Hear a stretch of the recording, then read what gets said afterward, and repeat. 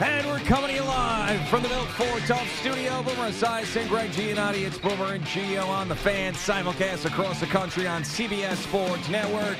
And wherever you are in the free Odyssey app, good Monday morning as we are embarking on a crazy Madison Square Garden playoff week.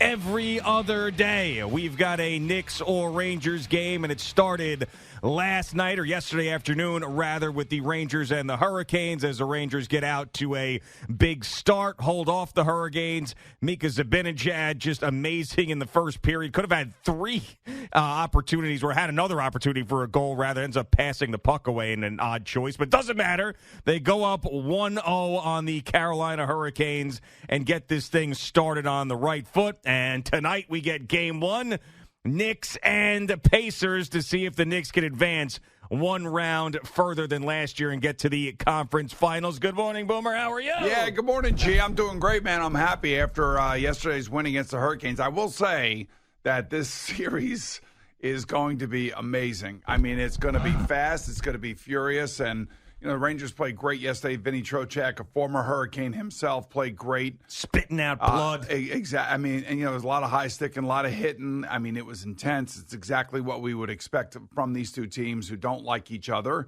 And, you know, of course, Tony DeAngelo's right in the middle of everything. He's getting booed every time he touches the puck. I mean, you know, I don't know what the referees were doing yesterday, and I don't want to get on them too much. I mean, you know. But let's do it anyway. Why not? Yeah. I mean, 1 minute you call tripping on a guy, and then the next minute you take the guy out of the box, you put another guy in the box, and you probably should have given him a 5-minute major and kept the guy in there that tripped.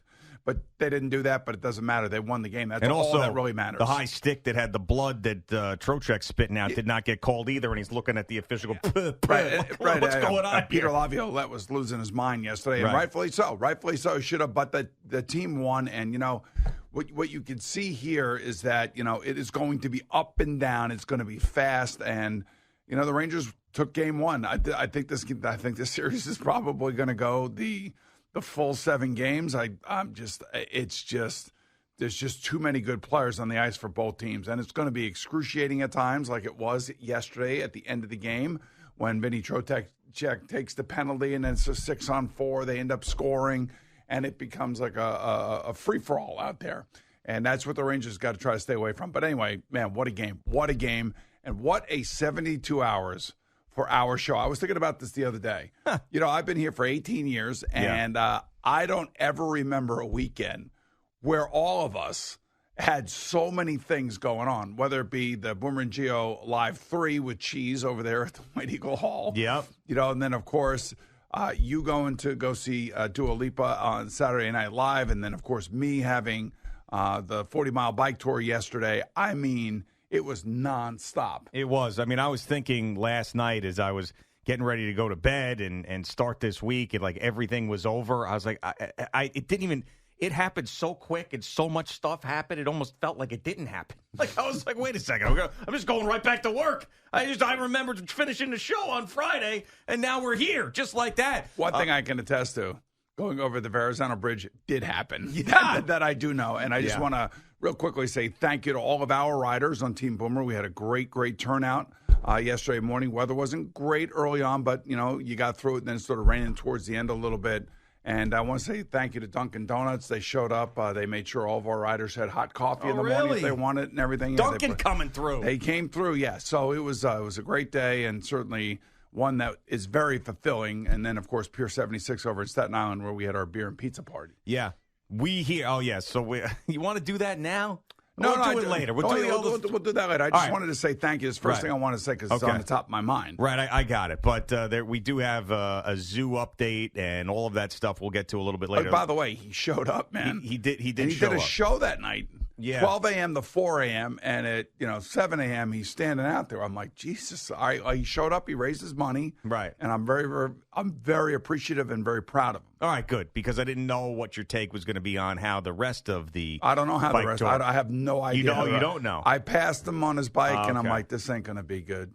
Yeah, all right, because I do know how the rest of it went. We'll talk about that later. We will, but the last thing I'll say about it now is I walked out of the hotel on Sunday morning, and we were right there by 6th Avenue, and all the riders were going by. And, Yes. and as much fun as I had last year, I said to Gina, thank God. I am not on a bike right now. And thank God. And by the way, how do I forget this? Mystic Dan wins the Kentucky Derby, which is crazy. I know. It just unbelievable. That's 2 what I years knew. in a row, our expert got it. Right, exactly. Think about it too. There were 2 long shots. And Mystic Dan went off at 18-1. I forget last year the horse. Could have been like 20 or 30-1 last year.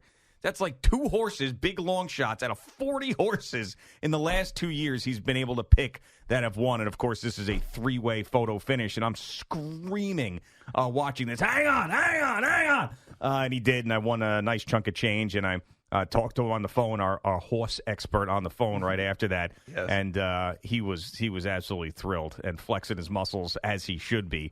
That was tremendous. But, yes, this was the weekend of all weekends. Everything was great and capped off by that Ranger win. And now we just hope that it keeps going tonight at the Garden. And, I'm with you. Obviously, you've watched a lot more of these 2 teams throughout the regular season. But having seen these playoff series and getting a real look at the Hurricanes, this is why I think I really like the Rangers in this series, is the fact that I thought that the Hurricanes were going to come in and take a lead and kind of silence things down because the Rangers were off for a while. I just thought that the Rangers would have to fight back in this game. And the fact that the Rangers played that first period yesterday that they played. Yes.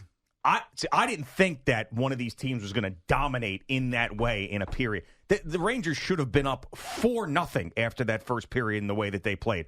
So to come out like that, and I know they had to hang on at the end, and it's going to be like that because it's a playoff series. But if I'm a Ranger fan, I'm coming out of yesterday saying, man, this team is maybe even better than I thought because they were dominating early in this game. And the stars were showing up, and Mika Zibanejad, if he plays like this the rest of the postseason, they're just going to be impossible to beat. Well, the beauty of him is that he's a 200-foot player, and it means that if he's not scoring, he's doing other things to help your team win. And yesterday was his day, and he had a chance for, as you said, a hat trick in the first period, but he also had a chance with an empty net goal there at the end when he's taking a shot on his knees. But what I will say about the Carolina Hurricanes is that they will make it tough. And when the Rangers come out in Game 2, they're going to have to buckle their chin strap, as you say, because the one thing is the Canes are not going to back down. Their coach is not going to let them back down, just like the Rangers coach is not going to let them back down. That's why this is going to be an incredible series, I think. Somebody could wake up this morning and say, oh, well, we got this. And I'm like, no. Igor had to make a couple of really tough saves, but, when they want to, they get that puck in front of the net, it becomes a scrum. And then all of a sudden the puck is in the back of the net, as Islander fans can attest to, I'm sure. So I saw a lot of that, and they are highly skilled. They really are, just like we are. So that's why I think this thing is going to be back and forth. It's going to be excruciating at times, and it's going to be a hard fought series, just like this Knicks series starting tonight. A different type of series than you had against Philadelphia. This is a perimeter series playing Indiana. This is a group that loves to shoot threes. This is a group that loves to run up and down the court. If I were the Indiana Pacers, what I would try to do, if Tom Thibodeau is going to stay with a 7-man rotation, which I doubt he's going to, but I think, that's kind of the way it's been going thus far. If he stays with a 7-man rotation, it's going to be run and gun with the Pacers. They're going to try to run them into the ground because they definitely have a depth advantage when it comes to the amount of players that they can throw out on the court. So, that's the one thing that I worry about with the 7-man rotation. This is why I think maybe we'll see an 8-man rotation. I don't think we'll see a 9, but maybe Precious Achiuwa will get some run in this series, which would be good. For him and them. I think he will. And if there's any team that's going to come up with a defensive plan to slow down this high-flying offense of the Pacers, it's going to be Tom Thibodeau, and it's going to be this team because they have some unbelievably skilled defensive players.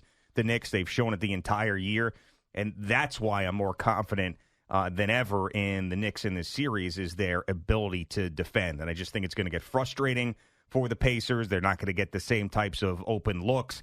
And then once that starts happening for a team that is used to hitting a bunch of threes and they're not going down, and then the other team is just grinding them down like the Knicks can grind down these teams, then they could get very frustrated and things could get out of hand. So it's really about that more than anything. I know Jalen Brunson's going to have his games. I know that the role players are going to be good. I am not worried about the Knicks scoring because The Pacers don't play any defense.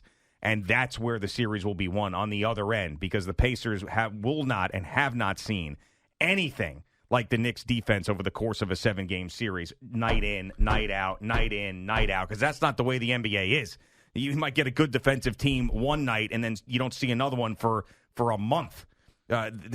Every game that they get these guys in their face, it gets frustrated. They're going to get even more and more annoyed, and I really think that plays into the Knicks' hands. Well, just remember now, this is if the Pacers come in and they're off, they're not shooting well, the Knicks will have a definite rebounding advantage. They rebound and they go after the ball, and they do on the offensive glass as well as the defensive glass.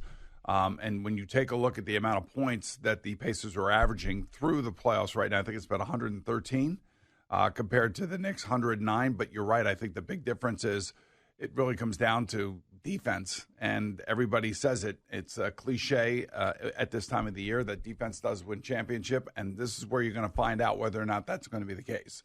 If they're off just a little bit, and they hit, like, say, I don't know, 12 of 40 or 13 of 40, from three-point land, the Knicks should be able to, handle that. Yeah, and there will be a game like that in this series. Guaranteed. There will be a game where the Indiana Pacers are not on, they're frustrated, and the Knicks are grabbing every defensive rebound, going back down the court and scoring, and it's just, I could just see it working out at least one of the games that way. And I mean, you don't know. You don't want to be too overconfident. We talk about this all the time, how I was maybe too overconfident with the Sixers, but it ended up working out. Let's just call it the way it is. If we're not Knicks fans for a second, they're not supposed to lose this series. They're not. Okay? Now, we could say it's touching the money or not. They are a heavy favorite. They beat the 76ers. They are a better team on paper. They've got the best player in the series. I don't care what anybody says about Halliburton, and I understand he's a great player. Jalen Brunson is by far the best basketball player in this series. They're not supposed to lose. And the good news is that they won 2 games against the 76ers when he wasn't the best player on the court. Right, which shows you that championship DNA here we in go, this championship team. DNA. The now championship we're talking. Look at you. DNA. So I told you what championships do. It's the deodorant. No. Winning is the deodorant of champions. Yeah, there we go. That's right. Winning is the deodorant of champions. So yeah, I mean, it would be devastating if the Knicks lost this series. This is not Jimmy Butler and the Miami Heat last year in the second round. This is a team that you're supposed to beat. You cannot lose this series. It would change the entire the feeling around this special season if they lost to the Indiana Pacers in the second round. Can't happen. I felt like the first series against the Philadelphia 76ers, you had your villain. You had your Tom Wilson, if you will, of the Capitals for the Ranger fan. You had your villain, and that was Joel Embiid, and he was, throwing elbows, knocking people over, tackling guys. Yeah. All that kind of stuff. This team is just not that way. Indiana's not that way. Kind of like the way the Capitals were not that way when the Rangers played them in the playoffs. But now the Canes are that way. Like, the Canes will have their villains, and the Canes will play tough. They will play to the end, and they will be fast, and it will be furious. And it's going to take everybody's best game. And that's what we saw yesterday. We saw physicality from the Rangers right out of the gate. We saw Kreider take a penalty, and, Kreider hits a guy in the back. Okay, they call him for boarding, whatever. And as soon as that guy gets up, Jacob Trouba comes over and lays him out again. And, this is the kind of thing that, the playoffs bring out. I don't know if you've seen any of these Game 7s. The Game 7 between Boston and Toronto was a knockdown, drag-out fight. Toronto ends up losing. Boston goes on to play Florida. And then last night, Dallas knocks off Vegas, the defending Stanley Cup champions, after Vegas, violated all these not violated, but created all this LTIR cap space availability for the playoffs. And they ended up knocked out by the Stars last night, the Dallas Stars. So, these games are so intense and these series are so intense. I don't know if the Knicks Pacer series is going to be that way. Now, I'm going to go back to the 99 season. We've talked about it a ton. It's the LJ 4-point play season in the conference finals. And they had first round. They had that very difficult series against the Miami Heat. And it was the Allen Houston shot, and they won in 5. That's back when the first round was 5 games. Then in the second round, they ran into the Atlanta Hawks, and they swept them. And then they had the tough series against Indiana, but they won in 6, and they lost in the finals to the Spurs, which had a dynasty. That's the way I feel about this series. That this is that same way I felt about the Hawks series back in '99. That's how you should handle them. And and they deserve the pressure. They've earned the pressure. It's a privilege, the pressure. So I don't feel like I'm overdoing it. They need to win this series. They have to. I mean, there's a reason why you open up FanDuel Sportsbook and you see that the shortest odds on the series is Knicks in 5. There's a reason for that. They are the favorites. They need to win, and hopefully they do it quickly and easily and being healthy throughout the entire series. All right, Boomer and Gio on the Fan and CBS Sports Network. We'll get Jerry Recco in here in just a little bit. He's got a whole bunch of sound, including some craziness with this Tom Brady roast from last night. Just getting started on this Monday morning.